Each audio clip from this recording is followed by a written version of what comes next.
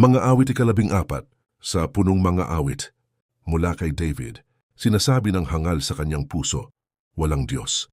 Sila'y masasama, sila'y gumagawa ng kasuklam-suklam na mga gawa, walang gumagawa ng mabuti.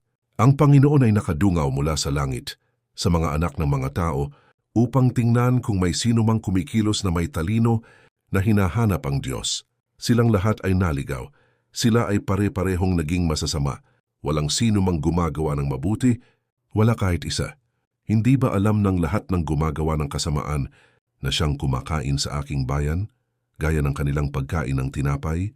At hindi tumatawag sa Panginoon? Sa malaking pagkasindak sila ay malalagay, sapagkat ang Diyos ay kasama ng salinlahi ng mga banal. Ang panukala ng dukha sa kahihiyan ay ilalagay mo, ngunit ang Panginoon ang kanyang saklolo. Ang pagliligtas para sa Israel ay manggaling nawa mula sa Zion, kapag ang kayamanan ng kanyang bayan ay ibinalik ng Panginoon. Magagalak si Jacob at matutuwa ang Israel.